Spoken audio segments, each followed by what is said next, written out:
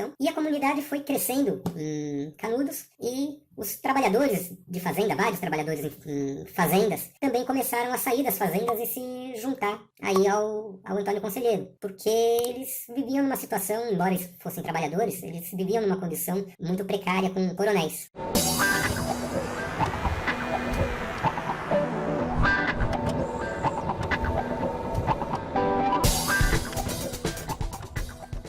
Esses trabalhadores, eles trabalhavam basicamente para comer e para ter aí algum lugar para morar. E muitos deles saíram das fazendas e se juntaram ao Antônio Conselheiro. Então o Antônio Conselheiro lá estava cada vez mais crescendo, né? Tinha lá sertanejos sem trabalho, sertanejos que estavam trabalhando, mas saíram das fazendas para ir para lá, ex-escravos e índios.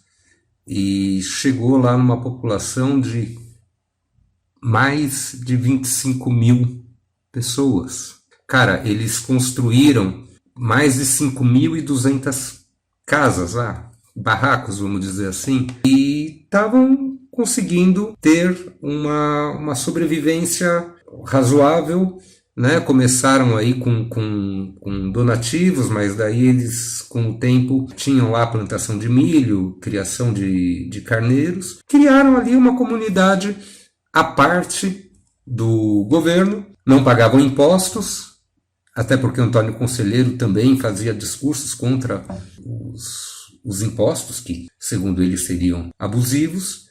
E isso começou cada vez mais a incomodar ali os coronéis e também os padres, porque o Antônio Conselheiro ele se colocava ali como um líder religioso, né? E as pessoas viam ali no Antônio Conselheiro como um Messias, uma pessoa enviada por Deus para salvá-los. E isso não deu certo. Então, primeiro teve um problema lá com madeira que eles tinham comprado e tinham pago a madeira, mas não tinham recebido a madeira. E eles foram tirar satisfação com o não recebimento da madeira e foram recebidos ali a chumbo e entraram na briga e ganharam a briga, né? 1-0 para Canudos. Aí passou um tempo, teve uma segunda ofensiva, dessa vez do Estado, lá liderado pelo presidente do estado da Bahia, que eu não vou me lembrar o nome agora, mas a edição coloca aí. E, cara,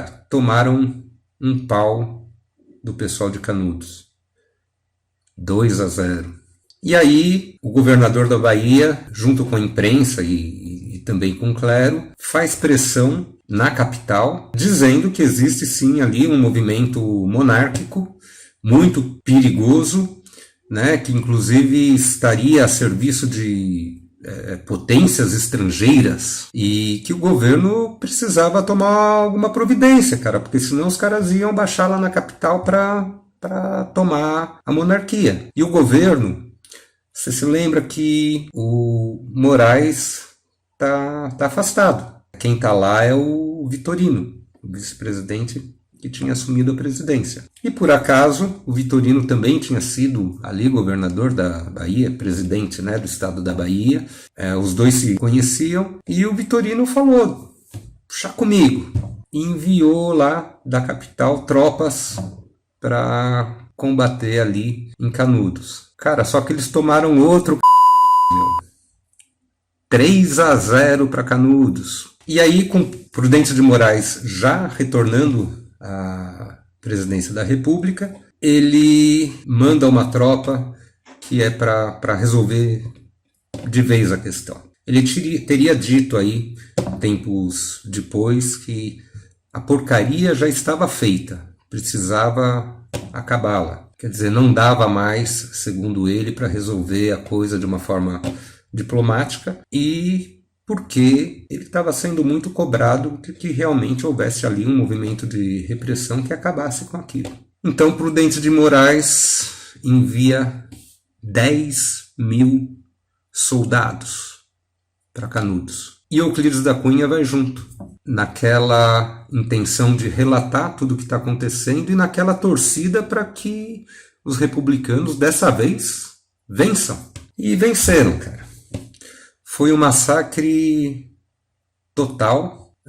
Eles acabaram com a população, dizimaram, queimaram tudo, queimaram todas as mais de 5.000 casas que haviam lá. Não sobra nada, e inclusive mulheres e crianças rendidas, muitas delas são mortas. E o Euclides da Cunha não mandava quase nada escrito para o Júlio de Mesquita. Era até estranho, e ele cobrava, mas o Euclides, quando ele mandava alguma coisa, ele mandava coisas fúteis, tipo o sol iluminando as montanhas de Canudos. Tem uma frase que ele diz aqui: hoje eu fiz um passeio perigosamente atraente, com jagunços a 2 passos apenas de mim. O que acontece é que o Euclides da Cunha não se sentia em condições de relatar aquilo que ele estava vendo naquela tragédia. Mas não é que ele não tivesse escrito. Ele escrevia, todo dia ele escrevia várias páginas, mas ele não mandava para lá, porque ele estava tendo impressões ali completamente opostas às que ele esperava ter. Mas o que ele escreveu de relevante sobre tudo isso, ele guardou, e mais tarde ele escreveu Os Sertões, que é uma obra-prima da literatura brasileira. E ele termina assim, né? Um velho, 2 homens e uma criança, 5.000 soldados rugindo sobre eles, né? E aí ele diz: fechemos esse livro, isso é um crime, temos que denunciar. E ele denuncia através de Os Sertões. Tem mais uma frase dele que eu vou ler aqui para você. Acreditei haver deixado muitas ideias perdidas naquela sanga maldita, compartindo o mesmo destino dos que agonizavam manchados de poeira e sangue. Ele achava que o crime era do lado de lá, e aí ele percebeu que na verdade o crime era do lado de cá, né?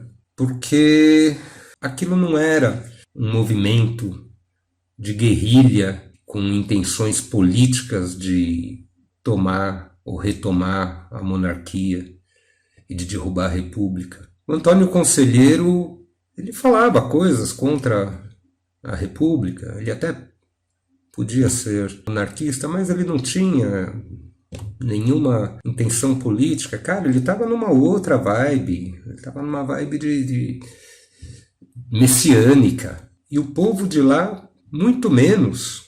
Eles estavam numa luta, sim, mas era uma outra luta, cara, uma luta para sobrevivência. E foram massacrados. Esse vídeo não vai ter jeito, vai terminar, acho que de uma forma um pouco triste, mas é triste. A história é triste. O presidente Prudente de Moraes saiu fortalecido disso tudo. Estavam cobrando dele uma atitude e ele entregou uma atitude, né? Mas ainda ele teve que enfrentar ali um outro problema. Quando ele foi receber o Marechal, que eu não me lembro o nome, mas depois a edição vai pôr, foi recepcioná-lo com honrarias, aquela coisa toda. Havia ali no meio um florianista ali maluco, que se chamava Marcelino Bispo. E o cara foi lá para matar o Prudente de Moraes, cara. Foi lá para dar um tiro nele.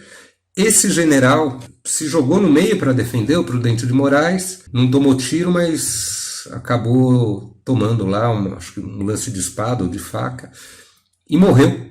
O Vitorino foi processado como mandante do atentado.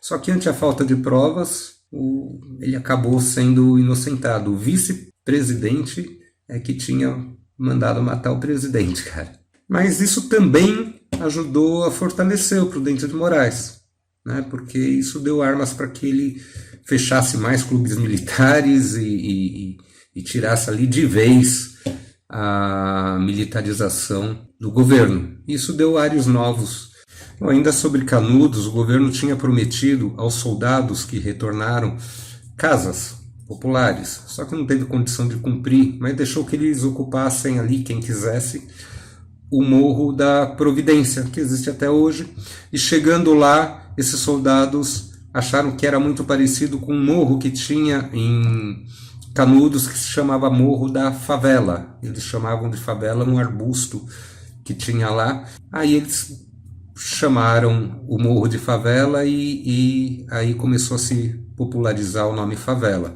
Eles achavam que eram os primeiros, mas na verdade já tinha outras ocupações. A principal delas era no Morro Santo Antônio. Morro Santo Antônio, que tinha ali já 41 barracos ocupados por ex-escravos, que não tinha outra forma de moradia. E o governo Prudente de Moraes terminou em 15 de novembro de 89. Quem sucedeu foi o Campos Salles, que a gente vai ver no próximo vídeo. Eu não vou fazer nenhuma gracinha, porque estou um pouco para baixo com esse vídeo. Na próxima eu fico melhor. Até mais.